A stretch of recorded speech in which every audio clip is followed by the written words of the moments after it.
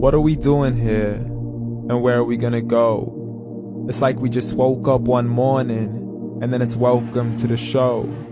Don't ask any questions, just go with the flow. Make as much money as you can, and try your best not to get broke. Copy everything you see on the TV, from the hairstyles to the clothes, and don't think too often, just do exactly as you're told. And if you ever get confused, then just turn towards the alcohol. You'll still hear your thoughts, then just turn up the radio as you learn to live a lifestyle of drugs, sex, and rock and roll. But in all honesty, I just need to know, is there more to the cycle than growing and getting old? Living and dying just to leave behind a happy home and a whole lot of property that somebody else is going to own. I just really need to know before the casket's closed, 'cause I'm not willing to gamble with my soul, nor am I ready to take any chances. These are just simple life questions, and I'm just searching for some answers. Like, what are we doing here? And what is our purpose? How did we get here, and who made us so perfect?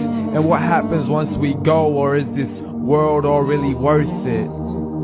Questions we don't answer because apparently we don't really have to. There's no purpose to this life and our existence is merely natural. Then in that case, please let me ask you, did you create yourself, or was it somebody else who had fashioned you? 'Cause you're a being that's impeccable, faultless and unparalleled. You're a product of supreme intelligence, and I'm merely being rational.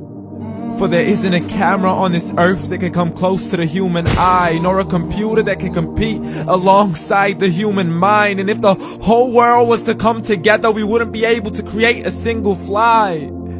So many signs, yet we still deny.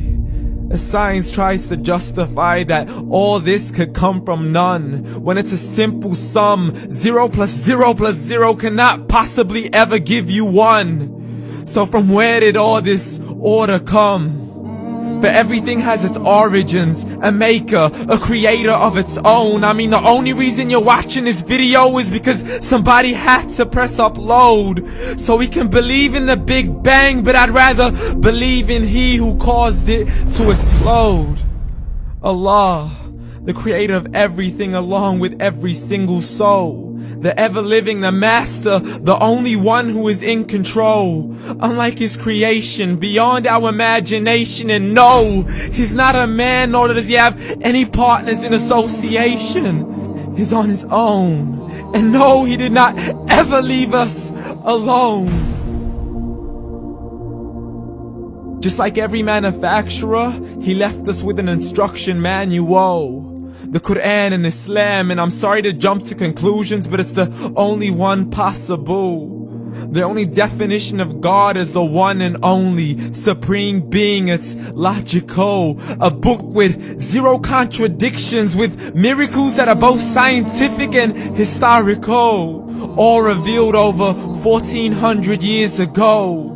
Like the detailed description of the human embryo. The descriptions of the human embryo in the Quran cannot be based on scientific knowledge in the 7th century. To the mountains as pegs holding firm the earth below, and the 2 seas that don't mix in a complete separate flow. To the planets in orbit, alternating night and day as they stay in flow. The expansion of the universe and the creation of everything from H2O.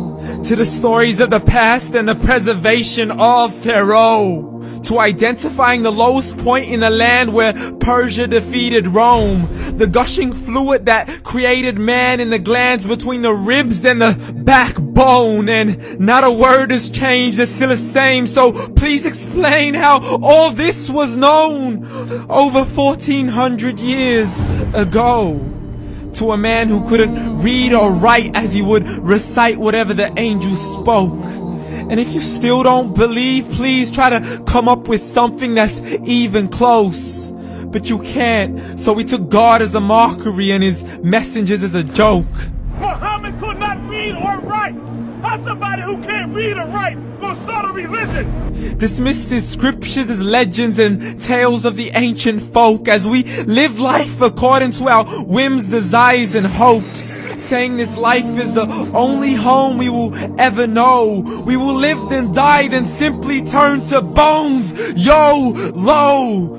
Correction, after the grass dies, the rain arrives and it regrows, and Allah promises to do the same thing to your very soul and bring you back from your very fingertips to your toes, as the all-seeing supreme being watches us so close, and we are surely being tested in our wealth, our health, and our self, and everything that we've been blessed with. So believe, for we will surely be resurrected and be brought back to our Lord and account for every single deed, as He hands us our books and orders us to read.